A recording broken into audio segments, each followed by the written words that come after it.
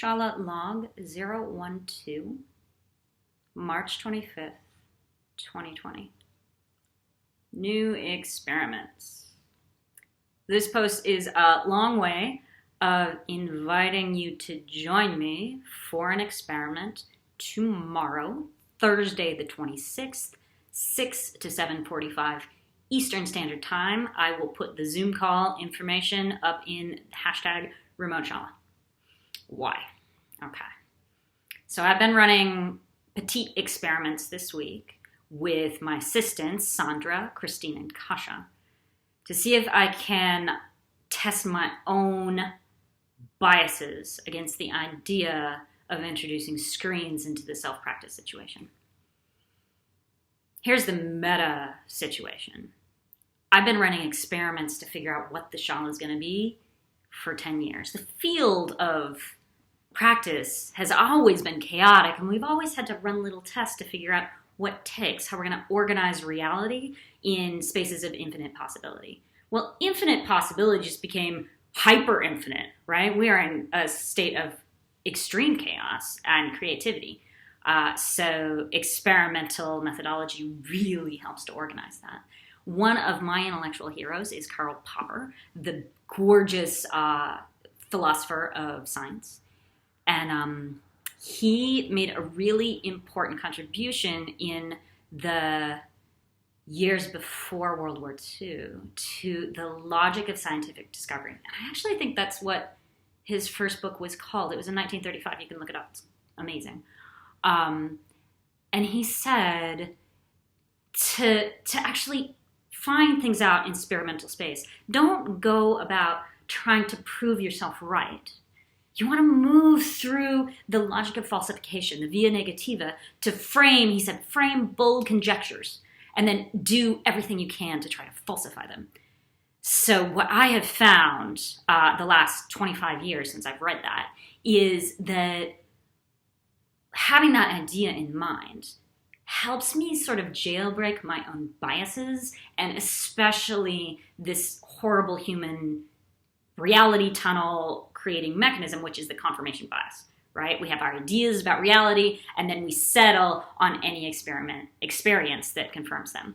So if you have the idea that you can name your biases clearly, and then you go around in life trying to falsify your biases, sometimes you get interesting new results. So here are my very strong biases when it comes to any proposal of some sort of MISO style in two-dimensional space. First, I think it's going to shred my students' Trishtana. What a total joke. Like, add a screen into the self-practice environment, all of a sudden your drishti is half distracted by the idea of the drishti of the others. The failures of the audio are likely to de-amplify the experience of the breath. And you know when the drishti and the breath are not on point, the bandhas just go completely out the window. So hypothesis one is I can't do Mysore style in 2 dimensions because it's actually going to screw up my students' meditation technique. Hypothesis 2. This is a unique, epic, once-in-a-lifetime, God willing, experience or opportunity to develop self-reliance. So we've been Jedi around here for 10 years, and this is a moment that you can take the internal discipline that you've always cultivated in your practice and really bring it to the next level in a way that will affect the entire rest of your life.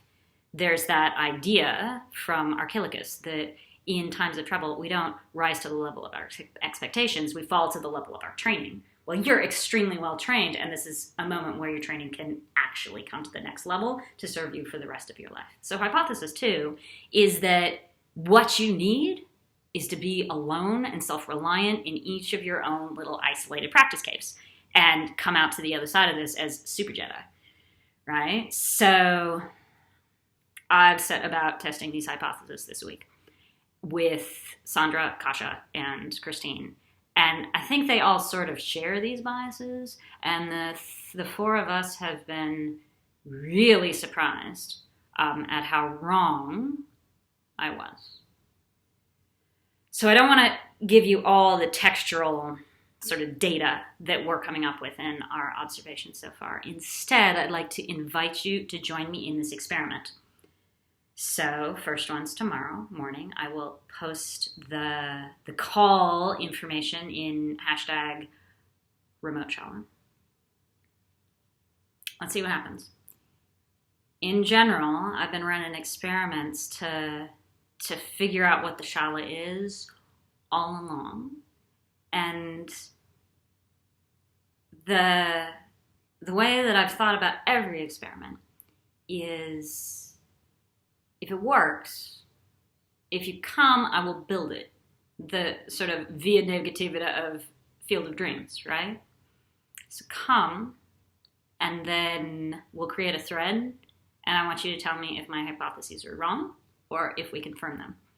We'll try this a few times and see how it works. I'm not going to make Anjali Mudra right now because all the algorithms are throwing me in with literally the Pope and Christian fundamentalist Bible studies, and I think it's because I'm making that gesture at the end of these videos. So have a great day. Do the thing if you haven't. Talk to you soon.